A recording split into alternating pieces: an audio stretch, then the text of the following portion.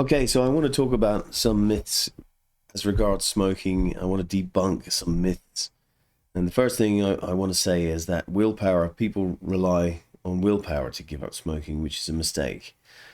Willpower goes out the window, doesn't it? Whenever you're tired, stressed, or hungry. And unless you're a Navy SEAL or an SAS man, someone who can really push themselves, willpower is not the ideal tool to be using. It's the incorrect tool for the job. I mean, smoking is an automatic habit. I don't know if you've ever gone into a sweet shop to get a drink or something, and then you find yourself buying a pack of cigarettes because you're no longer at the reins. You're no longer in control of the car. It just happens. It's automatic. It's unconscious, and which is why hypnotherapy for smoking works really, really well. It helped me stop, and so willpower. Let's just get this right. Willpower. Don't worry about willpower. That's not really. Don't beat yourself up because you haven't been able to force yourself to stop. It's a pattern. It's automatic. Now, there's a chap called Sydney Banks, and he came up with the 3 principles, which is a tool, an understanding that has taken over the life coaching scene. He was at a party, this man, and they were drinking wine and having a nice time. He says to a friend of his, he says, I'm not really very confident. I'm not confident. And his friend said, you are confident. You just don't think that you are. You can quit smoking. You just don't think that you can. You see what I'm getting at? That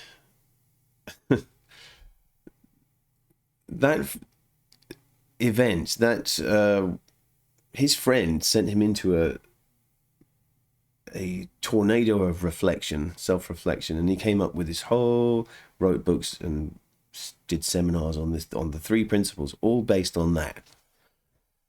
So your beliefs, the way you think about things, are important because they shape your reality. They're not real. I mean, but they're, it's unrealistic to think that you can't get along without cigarettes, even if they've been an emotional crutch for you for a very long time. If you were on a desert island and there were no cigarettes, you wouldn't smoke. If you were in a POW camp, you wouldn't be able to eat anything. You'd survive. You'd be fine. You wouldn't smoke in a factory surrounded by poisonous gases, would you? Or flammable gases. So it's unrealistic to think that you can't get along without it. What you're worried about is that the way it's going to make you feel when you stop. And there are things you can do about that. There's things you can do for that. So that's my other point. It's completely doable. You got to believe that.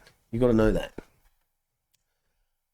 Does smoking make you look sexy and cool? Well, you watch Mad Men and you see the movies, and they would have you believe that, because we kind of like monkeys. What we see, we imitate, and it can be useful if you're.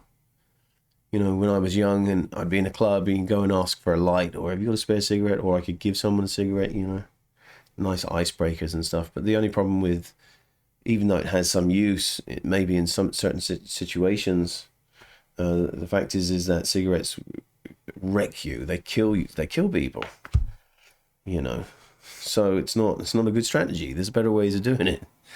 Another thing I would say is that, the government tax it. They make so much money out of it. It's in their interest for you to be buying these things and smoking, so I don't know. For me, that's a motivation not to smoke. Health is the main one, but it's like being tricked by the devil or something. I really hate them. I hate the fact that they used to put cigarettes advertising on Formula One, associating something unhealthy with the sport. I mean, it's the devil. It's devilish. I think it's out of order. And they put the cigarettes behind the counters in the shops. So it's the last thing you see. It's the first thing you see when you go in. It's the last thing you see on the way out. So if you're an impulse, your impulse then, because you can see it right then, is you buy the bloody things. It's terrible. Anyway, that's all I'm going to say for today. If you're ready to quit, if you really do want to quit, I've got a money back guarantee. I'm really good at helping people. I've helped a lot of people quit, and quite easily, without cravings bothering you the way they used to. So yeah, there's a Calendly link if you want to book free clarity call with me. My phone number is there as well, and I'd love to help you quit. That would make me pretty happy.